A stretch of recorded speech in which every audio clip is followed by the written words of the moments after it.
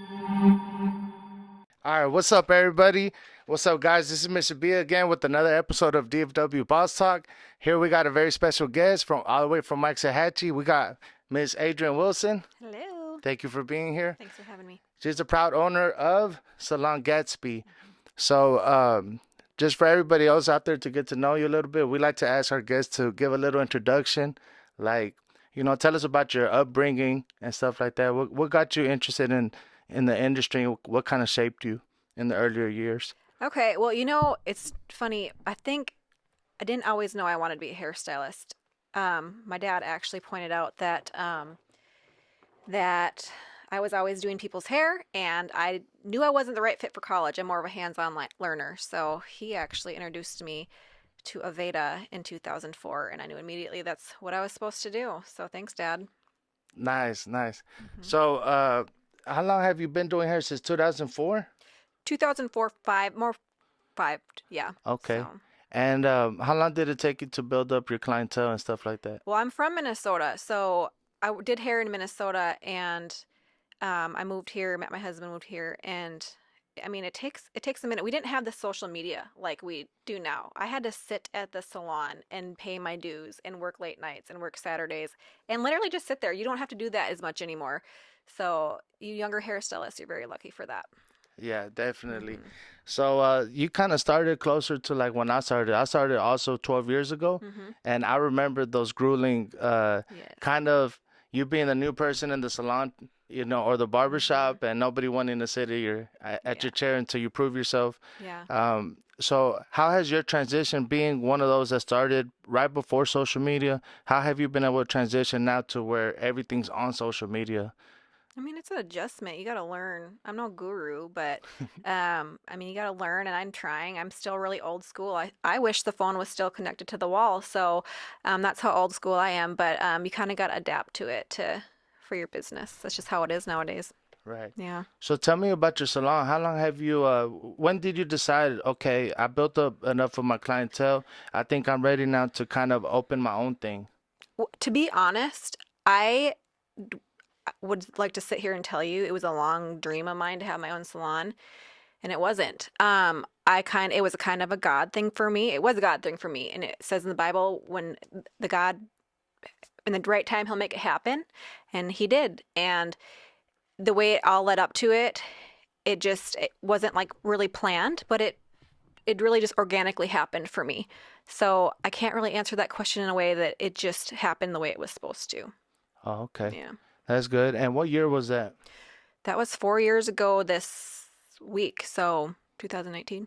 2019, Yeah. right before COVID. Yeah. Wow. So that must have been real tough because I remember during COVID they closed, salons Yeah. and barber Yeah, you shops were part down. of that.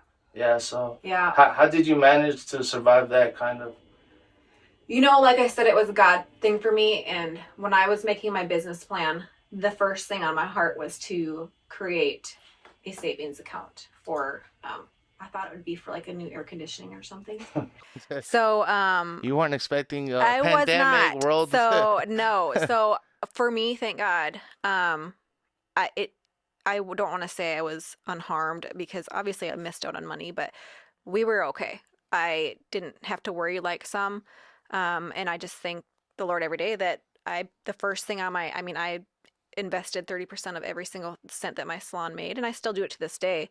Every 30% of everything goes Really? into a savings. Yes. Oh You wow. just never know. I mean, you never know and I'm really trying to retire also. So, you know, They're so young. I mean, one day, but when you're Yeah, so you self-employed, you got to do everything yeah, yourself. So, because you never know. There's slow weeks and yeah, stuff. You got to prepare for that. yeah. So, when you say we were okay, who helped you, or when you say we were okay, do you have a somebody that held you down, kind of when your salon wasn't able to function or make money, or Um, was it more the savings account, it was my savings. your savings? Yeah. Yeah. I mean, really, yeah. Oh, okay. It was, So, guys, if y'all listening, it's important. We make money every day, so it's yeah, important to put something to the side. 30%, yeah. that's pretty good. That's a I know pretty it's good a little percentage. steep, but it's has saved me multiple times. So Yeah. A lot of us barbers don't do that. yeah, So a lot of that's people some in our good industry, advice. yeah, a lot of people in our industry don't, and I think it's important to talk to a financial advisor too, and get maybe a Roth IRA or invest in a CD, or because my husband and I are both self-employed, so we have no choice but to do it ourselves. So can you I'm glad you're here dropping gems and knowledge for those barbers and stylists that most of us are self-employed. Hmm. Part of the barber education and cosmetology education doesn't really dive deep into No. financial management. Yeah. Can you explain some of the things that that can help them with those type of accounts? What do those how do those accounts help them? So I'll just kind of tell you what I do personally. I have a financial advisor that we have set up with a Roth IRA, and we every single week something just automatically comes from my business account, my husband's and I's tuna account, as far as a savings also. So I don't know that it's missing. I mean, I know it's missing, but it just goes automatically to, I use Edward Jones, and it just kind of goes in there. And if for some reason I need it, it's just a simple phone call away. But yeah, I mean, talk to a financial advisor. You're going to get to a point where you're not going to be able to really be behind the chair, and what are you going to have to show for it? Right. No, well, thank you for that. And yes, you do have Yeah. to talk to a financial Yes. advisor. The first couple of years, you're growing your clientele, so it might be okay to get away with just spending your Yes, money daily, for but sure. you definitely want to think we don't have 401k plans, we don't have Right. retirement, so you Yeah. definitely want to make sure you take care of that in Mm-hmm. the long run. Yeah, Um, for sure. I see you're hiring either I a am. lash tech or what else are you hiring for? So my beloved lash tech, she was going start a new chapter in her life. So she did hair and lashes. So I'm hiring a hairstylist and a lash tech or a artist, depending on whatever the Lord leads me to. Right. Have you noticed the last couple of years, these things are being added to a salon? Like Yeah. it used to be just hair Yeah. color and shear cuts. Yes. How have you seen the salon industry growing? Gosh, yeah. I mean, not only with just the brows and the lashes, but really just the color. Like this is not basic highlights anymore. We are getting handed Pinterest and sometimes unrealistic expectations.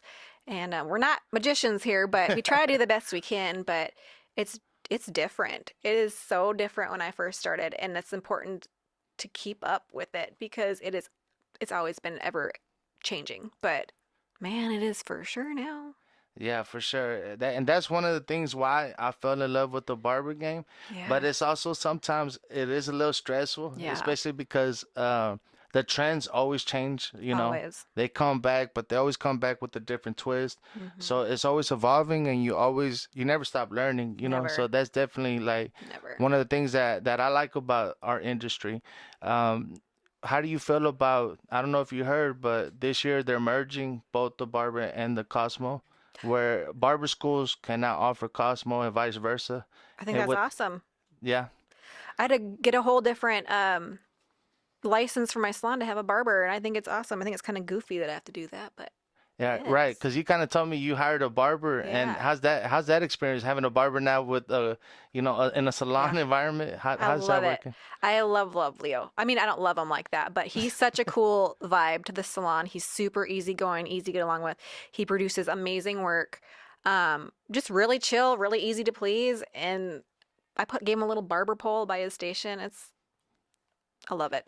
That's nice. Yeah. And definitely I'm glad they're making a good image of Oh barbers, yeah. because for a long time we kept the two separate. It was like oil and water. So Yeah. now you won't be surprised if you see women working in a barber shop or vice versa, Yeah. I guys think that's working in a awesome. salon.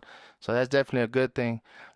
Speaking that as trends are always changing, do you participate in like continued education or Yeah. classes and stuff like that? Hmm. And how do you do that? How do you actively look for those type of things? Sometimes they just come to you. Like I actually got offered, I think it was last week, 2 weeks ago, a phone call by a celebrity hairstylist. He's very well known in this industry and does such as Jennifer Lopez, Cameron Diaz. They came to me to did a cutting class at my salon, or you just got to go out and look for it because and it's there. I mean, really too, I have some people that I follow on social media that provide free education. Super important. But yeah, it's free right there, and you can watch it anytime. It's at your fingertips. Right. YouTube is definitely one Yeah, that always you YouTube. can see good little Yeah. tips and advice and stuff like that. Hmm. But ultimately, you have to put in the work, right? Yes, you So, have to put in the work. kind of talk to us about what it takes to be a salon owner, a successful one at that. For those that might be interested in one day owning their own suite or their own shop, Hmm. what kind of work goes into that? That's a really open-ended question. You know. Yeah. Um, Well, for you personally, okay. So for me personally, look, I'm 4 years in. I've been in the industry for however long, and I'm only 4 years in. And I didn't go into this thinking I knew everything. I knew indefinitely that I was going to be learning from a lot of mistakes. That's life. You learn from your mistakes. That's what makes you better the next day. yeah, for sure. Um, no one will understand the ins and outs of your business. They do not understand it. So keep true to how you want to run it. You don't owe anybody an explanation for the rules you set or the boundaries you set. It you just don't. And I ran into that a few times, and you got to have a backbone. Yeah. And that's definitely a hard thing to do, It is. especially when it's just you kind of seeming like against everybody. Yeah. Like, for instance, for me, um, I got a lot of flack because as a barbershop owner, when I first started in my early 20s, I had a bunch of friends, homeboys, Yeah. and well, they like to, do their thing, listen to hip hop Yeah. and some of it not clean versions, so you got a lot of cussing and stuff like that. So I always understood, even at a young age, that some of those things that are our own personal interests might turn off potential clients, Yeah. like Yes. mothers that have small children. Yes. They might not want to have them hearing vulgar language, Mm-hmm. coming into the business. So it was a very hard thing for me to kind of, stick to Tell that. them Yeah, like, hey, it is, and it's let's hard. watch the language, Yes. let's do this, Yes. because they're like, oh, well, why can't we do that? We like to do that. I'm like, and I tell them, I know personally at that time, I like to do those things, but on my personal time. Yes. When it comes to business, you kind of gotta be a little bit generic. You still have your own, you could still put your own style to it, but Yes. you gotta be appealing to everybody, Everybody. not just one group of people. Yes. I that's funny you say about music. Just recently I decided, like I said, 4 years in, I'm on a new chapter and I'm loving it in my salon. And I'm like, you know what? I'm making my own playlist. I love music. I love all sorts of music because there's times where I came in and it was like not the vibe I want in the morning. Nothing against it, but I was like, I'm in control of this. It's Yeah. okay to say. So I spent hours upon hours making this awesome playlist and variety, and it fits the vibe that I want in there. And it just little things like that where you don't have to explain why you want to do stuff like that. You don't, there might be somebody that always wants to fight you on reasons why you want to do things the way you want to do it. But in the end, I'm not going anywhere. No matter who comes and goes, I'm not going anywhere. And I don't want to apologize for the way I want to do things. Yeah, because at the end of the day, when the rent's due, they're looking for you, so you got to Yeah. make sure that you have it how you want it, Yeah. and you have the things running smoothly because it's your business and Yeah. you're the one responsible for whatever happens in that business. Yeah, the phone still rings no matter who comes and goes, and I'm responsible for that. I'm responsible to make sure the people that are there are taken care of. And I'm so grateful for the team I have right now. I'm learning too that it doesn't have to be stressful. It doesn't have to. You can say something and have them just go, okay. And you're like, that's it, just okay. Okay, like this is awesome. Right? What? So I'm grateful for the Lord kind of leading me in the right direction and learning from some mistakes. So you're year 4 and owning your own business. Hmm. Do you feel like you've improved from year 1 to year 4 as Yes. far as how to manage different personalities and people and just overall the business acumen? Do you feel like you've gotten better and improved in those type of things, like having meetings with your team and stuff like that? I think it's running a lot smoother than obviously year one. I switched some things around. And like I said, I'm constantly learning. I think just really, finding the right team is like dating. You find what you do and do not want in somebody, and they think that way of me too. Like the, the door's always open if they think that they want to go somewhere else where it fits them. Or I'm never gonna be mad at somebody for that. So I guess I don't know. I mean, like I said, my team now is I'm pretty proud of them, and I had a lot of great memories and great things with the team before me. But chapters close and new ones open for me and for the people that work for me, and I will never be. I'll be happy for them, and I hope they can Yeah, be you happy for always wish me. everyone the best, Yes, moving forward, whether they're with you or not, yes, and that's a good way to do business because you yeah. don't burn bridges. I would never want to do that. Right. Yeah. What do you plan on doing the next 5 years? Do you plan on opening another shop or No, a school or anything like that? no, No. no. I think. I mean, heck, I didn't plan on doing this one. So you never know. I think in our area there's a lot of competition. There's a lot of salons. Um, so I I think one Gatsby's enough for my area. And for me too. I'm good right now. I'm focusing on my family and my retirement. This is the whole reason. So I want more time to focus on my family too. Right. Do you ever feel, I get this a lot with the younger crowd in our Mhm. schools, like they feel like they always got to compete with other people on social media, because in the industry everyone's doing like crazy Yeah. top-notch work. Yeah. But I always tell people it's just like even with personal life videos with people that aren't in the industry, Yeah. everybody just puts their highlight reels. Yeah. It's not like that every day. Right. Every single client doesn't come out looking like a red carpet Yes. ready.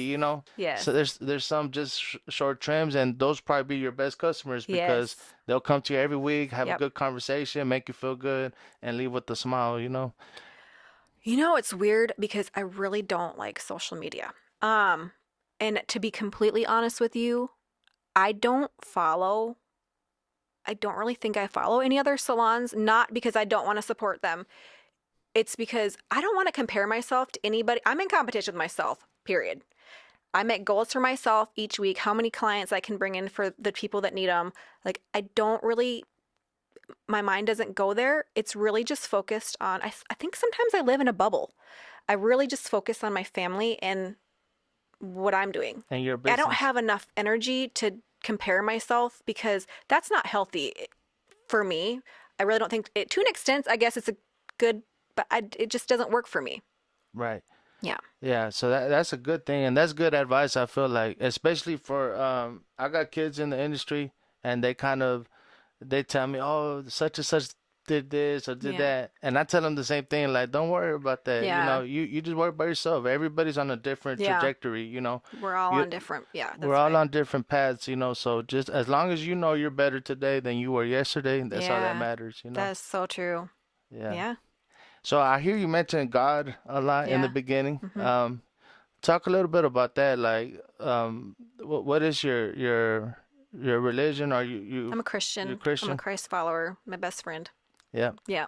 And does that help you with managing business life and personal life and stuff like that? Oh my gosh. I do not know how people that don't make it through, that don't have a relationship with the Lord. Yeah, I mean, I have this prayer journal when I go through things, especially at work, because I've been through some things at work where only my husband really truly knows. Where you can't really show it when you go there, but at the end of the day, you lose sleep. I mean, I've lost sleep and it was so unhealthy and I couldn't shake it because I felt disrespected. I felt misunderstood. I felt just, Did why you am I ever feel having this? underappreciated? Yes, I'm sure you, Yeah. and you can't really say you guys don't appreciate me, but it's like I can't really expect that. I did, however, just got told I was one of my the girls that this cute little girl Maddie. She wrote this message. Said I appreciate you, and I was like, oh, thank you.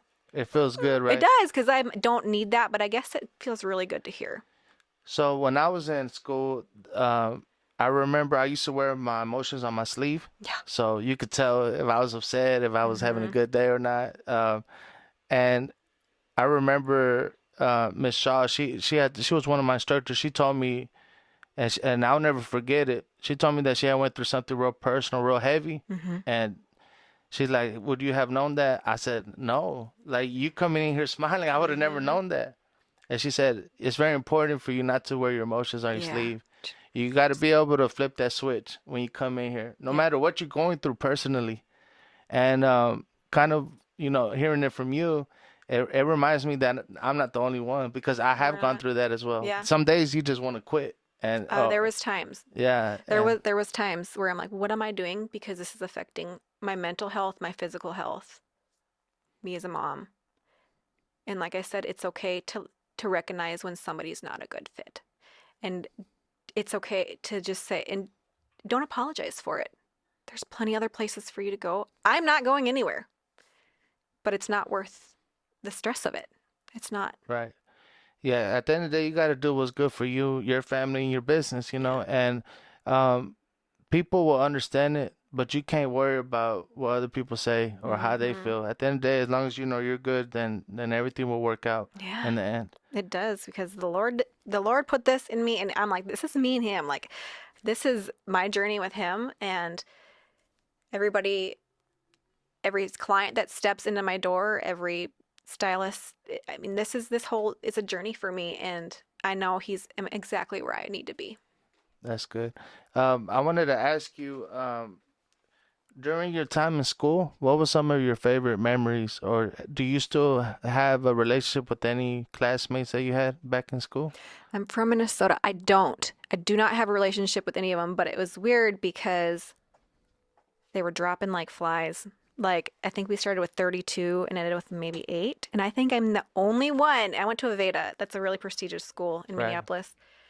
The only one that does hair still. Well, no, no, I didn't go to school with her. My roommate that was a year below me graduated from Aveda. She actually now lives somewhere and owns a salon and she's doing amazing. Wow. Yeah. That's good. Okay. Well, I just want to thank you, Miss Wilson. I Yes. know it's been a pleasure having you here, Yeah. and thank you for coming over here and giving us some of your time. I know, you don't have to do this, but, thank you for doing it for us, Yeah. and I hope we do it again in the future, Yeah. Definitely get an update. Maybe we could go to your salon Yes. and set up. That'd be fun. Right. All Yeah. right, guys. Well, here we got it. We got Adrian Wilson, proud owner of Salon Gatsby. Salon Gatsby. What is your Instagram or your Facebook? Salon Gatsby. Salon I'm not Gatsby. too fancy with it. Okay. We'll add it on the video. We'll tag you. And Yeah. thank you for coming once Thank again. you.